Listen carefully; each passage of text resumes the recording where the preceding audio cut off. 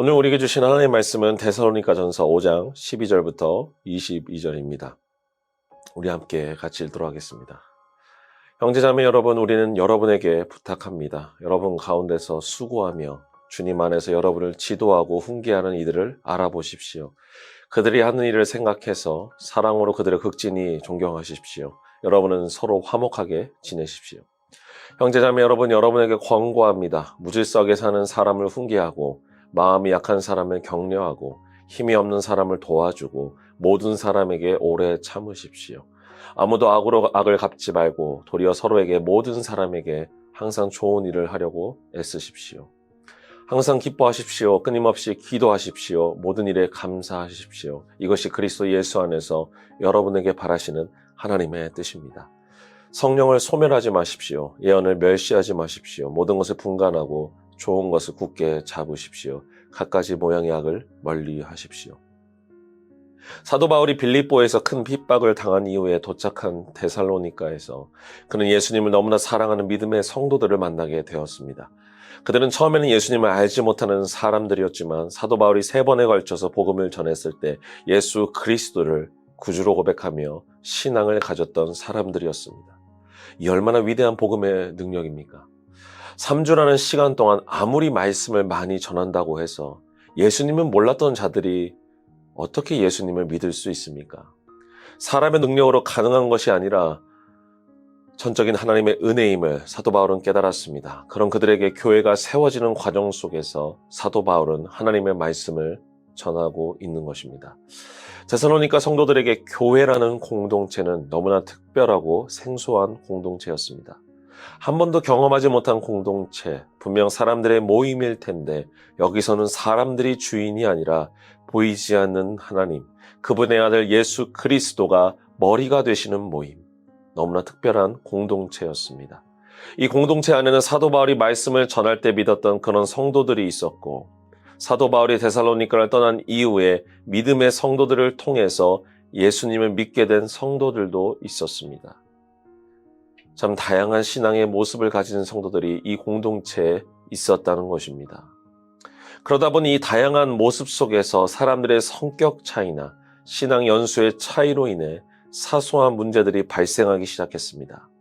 어쩌면 사람들이 모이는 곳이다 보니 자연스럽게 생겨날 수 있는 문제들이었을 것입니다. 그런 그들의 상황 속에서 오늘 사도 바울은 하나님이 주시는 마음을 전합니다. 우리 함께 14절부터 15절을 읽도록 하겠습니다. 형제자매 여러분, 여러분에게 권고합니다. 무질서하게 사는 사람을 훈계하고 마음이 약한 사람을 격려하고 힘이 없는 사람을 도와주고 모든 사람에게 오래 참으십시오. 아무도 악으로 악을 갚지 말고 도리어 서로에게 모든 사람에게 항상 좋은 일을 하려고 애쓰십시오. 예수님을 믿고 교회를 이루는 것은 함께 공동체 생활을 하며 더 깊게 알아가는 것을 의미합니다. 이제 막 신앙생활을 시작한 성도들 가운데 아직까지도 자신의 삶을 바꾸지 못한 연약한 존재들도 있었습니다. 그들은 과거에 자신이 살았던 방식 그대로 살면서 공동체 안에 어려움을 주었습니다. 사도 바울은 아직도 과거의 삶을 살아가는 존재들에게 훈계를 통해서라도 예수님을 믿고 변화된 삶을 살기를 소망했습니다. 또한 초대교회 공동체 안에는 신분의 차이로 인한 삶의 어려움을 겪는 성도들이 참 많이 있었습니다. 신분의 차이가 있었다는 말은 부한 자는 더욱 부해지고 가난한 자는 더욱 가난해졌다는 것을 의미합니다. 교회 공동체 안에도 부한 자들, 가난한 자들이 함께 공존했습니다. 그런 그들에게 사도 바울은 하나님의 말씀을 전합니다. 힘이 없는 사람을 도와주십시오. 사랑하는 성도 여러분, 초대교회 때와 지금의 때에도 이 말씀은 여전히 유효합니다. 우리 주변에 힘이 없고 연약한 존재들이 있습니다. 하나님께서 사도 바울을 통해서 데살로니가 공동체에 말씀해 주셨듯이 오늘을 살아가는 우리들에게도 동일하게 말씀해 주십니다. 우리 주변에 어려운 상황 속에 살아가는 존재들이 있습니까? 하나님 믿는 우리 성도님들, 우리 주변을 둘러보며 힘이 없는 사람들을 도와줄 수 있는 주님의 마음을 가질 수 있기를 간절히 구합니다. 초대교회는 이러한 마음을 품고 공동체를 이루었습니다. 모든 일에 오래 참음으로 그들은 서로를 용납하고 주님의 은혜를 나누었습니다. 이 기쁜 안에서 살아가는 그들에게 사도 바울은 오늘날 믿음의 성도들에게 가장 많이 알려진 말씀으로 이렇게 이야기합니다. 항상 기뻐하십시오. 끊임없이 기도하십시오. 모든 일에 감사하십시오. 이것이 그리스도 예수 안에서 여러분에게 바라시는 하나님의 뜻입니다. 개역개정에서는 이와 같이 이야기합니다.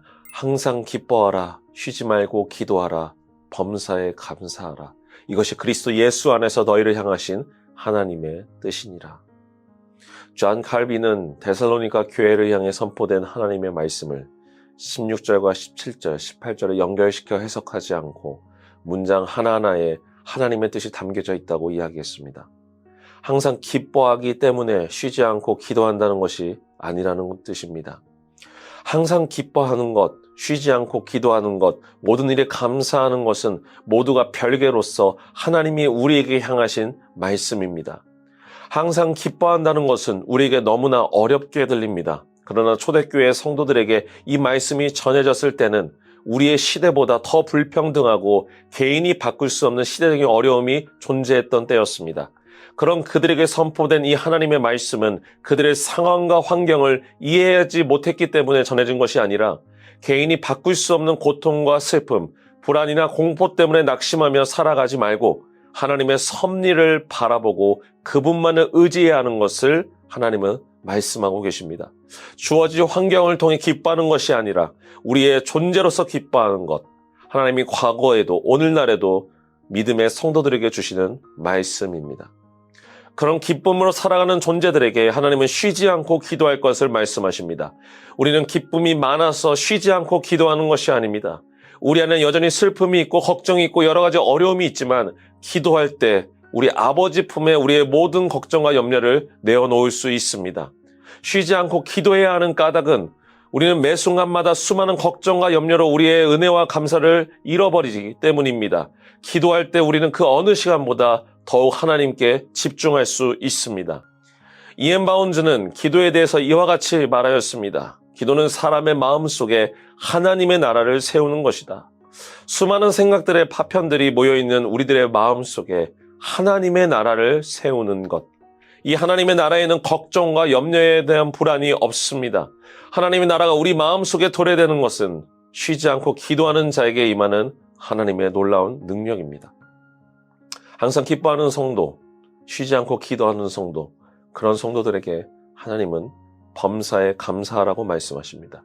감사라는 말은 고대 영어 판크라는 말에서 기원했습니다. 이 말은 생각하다는 뜻이 있습니다. 즉 감사라는 것은 생각할 때 나올 수 있는 마음이라는 것입니다. 하나님은 범사에 감사하라고 말씀하십니다. 이것을 좀 더 직역한다면 우리는 범사에 생각해야 합니다. 무엇을 생각해야 합니까? 나와 같은 죄인에게 은혜를 베풀어 주신 사랑, 예수 그리스도가 나를 위해서 십자가에 죽으셨던 그 은혜, 이것을 생각함으로 우리는 감사로 나아갈 수 있습니다. 하나님은 어떤 상황과 환경 때문에 우리에게 기뻐하고 기도하고 감사할 것을 말씀하고 계시지 않습니다. 오히려 이러한 상황일수록 기뻐하면 그러한 마음이 사라질 것이고 쉬지 않고 기도하면 그 안에 불안과 어려움이 사라질 것이며 감사하면 우리 안에 견디기 어려웠던 서러움과 슬픔, 좌절들이 사라질 것이라고 말씀해 주십니다. 우리 사랑하는 미랄의 성도 여러분, 이 모든 말씀은 예수 그리스도를 믿는 우리들을 향하신 하나님의 거룩한 뜻이라는 사실을 기억하시고 항상 기뻐하는 성도의 삶을, 쉬지 않고 기도하는 성도의 삶을, 범사에 감사하는 성도의 삶을 데살로니가 성도들과 함께 누리실 수 있기를 주의 이름으로 축원합니다. 우리 함께 기도하도록 하겠습니다. 사랑의 하나님 아버지 감사합니다. 주님께서 오늘날 우리에게 말씀하십니다. 항상 기뻐하라. 쉬지 말고 기도하라. 범사에 감사하라. 주님, 우리가 오늘 하루도 주님이 주신 이 말씀을 기억하며 살아가기를 소망합니다. 기뻐할 것이 없지만 항상 기뻐하겠습니다. 주님, 정말 기도할 여유도 없고 시간도 없지만 쉬지 않고 기도하겠습니다. 매 순간 삶의 문제들과 어려움들이 우리를 괴롭히지만 범사에 감사하겠습니다. 주님, 이 주신 말씀을 우리가 붙들고 살아갈 때 주님께서 기뻐할 수 있는 환경으로 바꾸어 주시고 기도할 수 있는 마음을 허락해 주시고 감사할 수 있는 상황들을 열어 주옵소서. 오늘 하루도 주님께서 우리와 함께 하시고 붙잡아 주시리라 믿사오며 사랑이 많으신 예수 그리스도의 이름으로 기도합니다. 아멘.